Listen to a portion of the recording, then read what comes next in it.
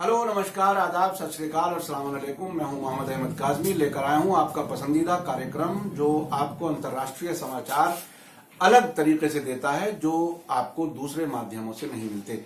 आज का कार्यक्रम भी मिडिल ईस्ट यानी मध्य पूर्व एशिया के बारे में है। अमेरिका की कोशिश है कि किसी तरह से इजराइल को इस इलाके में मजबूत देश बना दे और उसके अरब देशों से संबंध अच्छे बनाकर उन्हें ईरान के मुकाबले में लाकर खड़ा कर दे।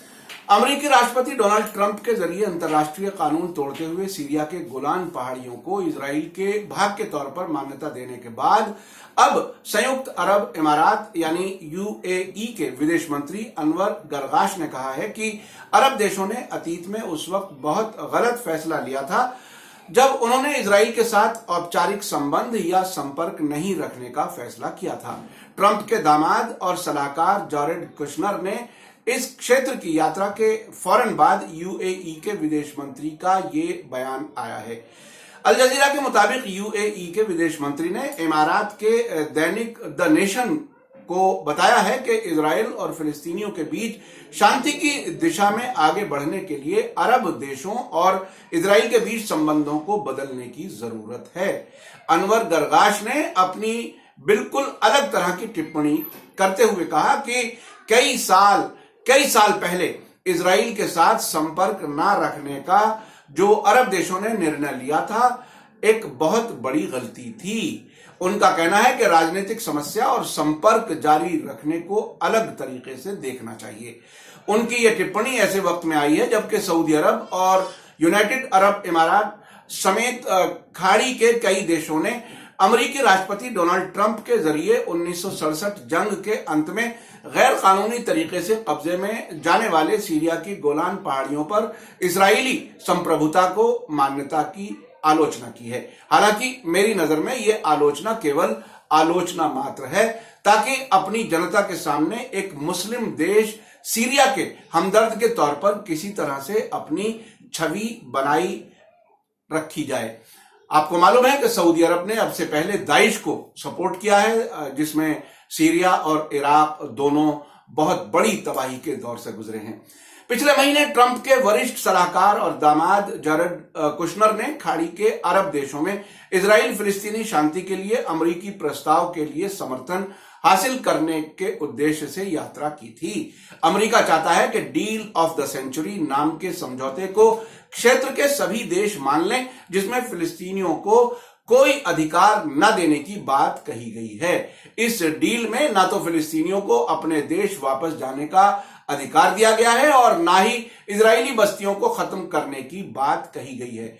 वो बस्तियां जो यूनाइटेड नेशन के रेजोल्यूशन के खिलाफ लगातार बसाई जा रही हैं, उनको भी हटाने की बात नहीं कही गई है। आपको मालूम है जब अमेरिका ने यरूशलेम को इजराइल के कैपिटल के तौर पर स्वीकार किया और अपनी एम्बेसी वहां पर शिफ्ट की, तो उसका एक मेन मकसद यही था कि जो टू नेशन थियोरी की जो अब तक बात होती रही है अमेरिका की तरफ से, वो भी अब ना रहे और दोनों देश यानी इजराइल और फिलिस्तीन पीसफुल कोएग्जिस्टेंस के बुनियाद पर वहां पर रह सकें, वो वाली बात भी खत्म हो जाए। और जो अब तक ये वादा किया जाता रहा है कि ईस्ट यरूशलेम को बनने वाली फिलिस्तीन की राजधानी बनाया जाएगा, वो बात भी उसमें पहले ही डोनाल्ड ट्रंप खत्म कर चुके हैं। इस डील में ना तो फिलिस्तीनियों को अपने देश वापस जाने का अधिकार दिया गया है और ना ही इजरायली बस्तियों को खत्म करने की बात कही गई है, ना ही ईस्ट यरूशलेम में फिलिस्तीनी राजधानी की कोई कल्पना भी है। इजराइल के साथ केवल 2 अरब देशों मिस्र और जॉर्डन के औपचारिक राजनयिक संबंध हैं, यानी सिर्फ इन 2 देशों में इजरायली दूतावास मौजूद है। लेकिन हाल ही में इजराइल और अरब देशों के बीच राजनयिक संबंध ना होते हुए भी यात्राएं और व्यापार में वृद्धि हुई है। हाल ही में इजराइल के प्रधानमंत्री बेंजामिन नेतन्याहू ने ओमान की 3 दिन की अघोषित यात्रा की थी, यानी उसकी घोषणा पहले से नहीं की गई थी। एक तरह से डर होता है जब कभी किसी यात्रा की पहले से घोषणा नहीं की जाती। यानी जो होस्ट कंट्री है वहां के लोग उसके खिलाफ हैं, उन्हें इस बात का यकीन था। जब 3 दिन की यात्रा कर चुके बेंजामिन नेतन्याहू ने ट्वीट पर यह बताया कि मैं 3 दिन की ओमान यात्रा करके आया हूं। यानी सरकारें और जनता बिल्कुल अलग अलग हैं इजराइल के मामले में, इस पूरे अरब क्षेत्र में। यह किसी इजरायली नेता का 22 साल बाद ओमान का दौरा था। इसके अलावा एक इजरायली कैबिनेट मंत्री ने पिछले साल दुबई में एक कॉन्फ्रेंस में भाग लिया और अबू धाबी की बड़ी मस्जिद का दौरा किया। इजराइल अरब देशों को इस क्षेत्र में शक्ति का केंद्र समझे जाने वाले ईरान के खिलाफ अपने स्वाभाविक सहयोगी के रूप में देखता है। यानी इजराइल चाहता है कि वो अरब देशों से अच्छे ताल्लुकात हों और उनको ईरान के खिलाफ उन्हें इस्तेमाल किया जा सके। जैसा कि पिछले तकरीबन 2 दहाई में बहुत तेजी से ये बात बताई गई है वेस्टर्न कंट्रीज की तरफ से अरब देशों को कि वो ईरान के खिलाफ खड़े हो जाए। ईरान न्यूक्लियर बम बना रहा है, ये सारी बातें कही गई ताकि वो एक तरह से इजराइल अपने डिफेंस के लिए इन लोगों को अरब देशों को तैयार कर रहा है। लेकिन अरब देशों के बहुत से लोग जॉर्डन और मिस्र के नेतृत्व का फिलिस्तीन के मामले में विरोध कर रहे हैं। अनवर गरगाश ने कहा कि उन्हें अरब देशों और इजराइल के बीच छोटे द्विपक्षीय सौदों, राजनेताओं और खिलाड़ियों के एक दूसरे मुल्क की यात्राओं से संपर्क बढ़ने की उम्मीद है। अक्टूबर में अबू धाबी जूडो प्रतियोगिता में इजरायली खिलाड़ियों ने स्वर्ण पदक जीता था, जहां इजराइल का राष्ट्रगान बजाया गया था। यह पहला मौका था जब इजराइल का राष्ट्रगान किसी अरब देश में बजाया गया हो।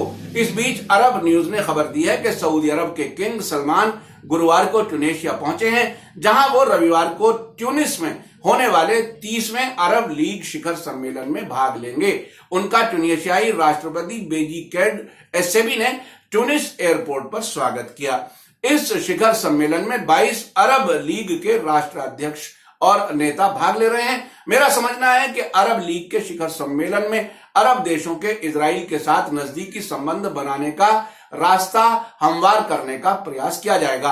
आपको मैं याद दिला दूं कि अल जजीरा ने 28 फरवरी को जो मकानों का एक लेख छापा था, जिसमें कहा गया था कि ट्रंप की मध्य पूर्व एशिया की रणनीति जरूर विफल होने वाली है। फिलिस्तीनियों को ईरान के साथ अरब इजराइल गठबंधन की कीमत अदा करनी पड़ेगी, जिसका बड़ा नुकसान अमेरिका और इसके अरब मित्र देशों को भुगतना पड़ेगा। ये एक बहुत बड़े पत्रकार ने ये बात कही है अल जजीरा में।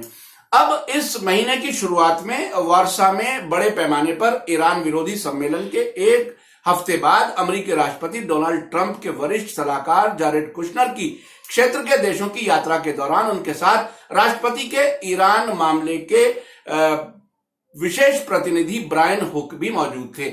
लेखक ने आगे कहा है कि वार्सा में अमेरिका के जरिए मुस्लिम देशों के सम्मेलन और कुशनर की मध्य पूर्व यात्रा से पता चलता है कि ट्रंप प्रशासन की विदेश नीति का ये एक खास भाग है। ये ईरान के खिलाफ अरब इजराइल गठबंधन के गठन को डील की कामयाबी से जोड़ता है। व्हाइट हाउस को उम्मीद है कि अरब देश कुशनर के समझौते पर हस्ताक्षर करेंगे, इजराइल के साथ संबंधों को सामान्य बनाएंगे और ईरान के लिए रुकावटें खड़ी करेंगे।